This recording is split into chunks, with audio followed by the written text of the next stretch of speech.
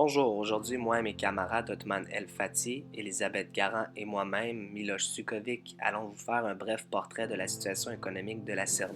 La situation économique actuelle de la Serbie est loin d'être à son apogée, comme ce fut le cas dans la première décennie du siècle. En effet, la grande récession de 2008, comme dans la majorité des pays, a grandement ralenti l'économie de la Serbie.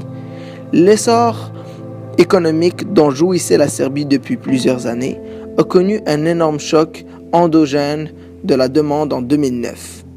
Depuis, la croissance moyenne de la production fluctuait autour de plus ou moins 1%, de même qu'en 2014, la croissance était négative de 0,5%. La conjoncture économique de la Serbie n'est guère viable. Le taux de chômage enregistré en 2014 était parmi les plus hauts d'Europe. Le rapport en pourcentage de la population active n'ayant pas d'emploi, 6 ans après la crise économique de 2008, était de 21,6%.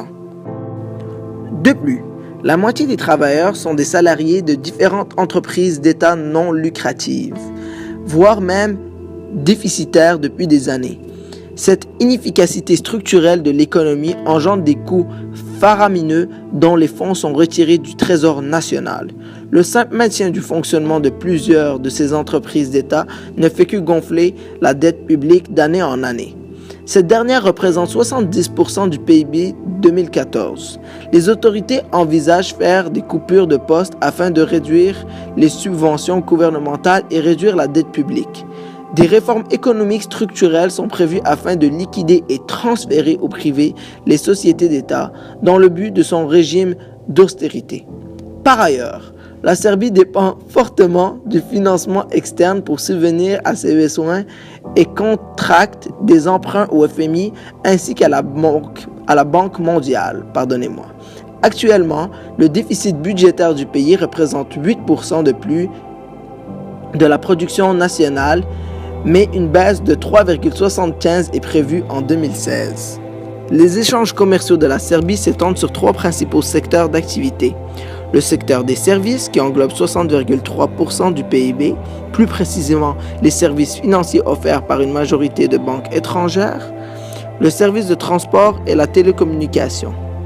Le deuxième fleuron économique serbe est le secteur de l'industrie, qui est dominé par le marché de l'automobile, du vêtement et de la métallurgie, dont l'essor est encouragé par les nombreux investissements étrangers subventionnés par l'État. Le troisième principal secteur est le secteur agricole, dont 12,9% est imputable au PIB en 2014 et dont 20% de la main-d'œuvre y participe. L'inflation est un problème persistant depuis plusieurs années et prend une place majeure dans la politique monétaire du pays. Dans le début des années 2000, le taux d'inflation a atteint les 80%. Il a par la suite fluctué, toujours en étant au-dessus de la normale de 2%. L'inflation a stagné l'économie du pays durant toutes ces années, puisque le pouvoir d'achat des consommateurs était très faible et la devise serbe, qui est le dinar, dépréciait beaucoup.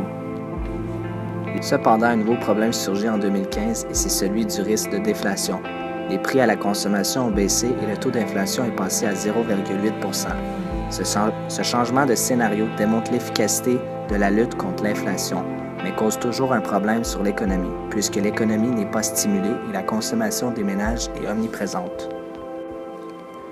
Durant les années 1980, la crise économique éveille des idéaux nationalistes entre les républiques et des référendums sont revendiqués par la Slovénie, la Croatie, la Macédoine et la Bosnie-Herzégovine. Une multitude de partis politiques est créée, ce qui cause une énorme instabilité politique à la fin des années 80. Donc, les oppositions politiques se transforment en vrais conflits armés lorsque la Slovénie obtient son indépendance en 1991, tout de suite suivie par celle de la Croatie. La transition d'une économie d'autogestion à une économie de marché n'est pas simple. Les troupes militaires sont réparties pour imposer le pouvoir du Parti communiste serbe à l'idée de faire du pays une grande Serbie, puisque les Serbes sont le peuple majoritaire de la Yougoslavie.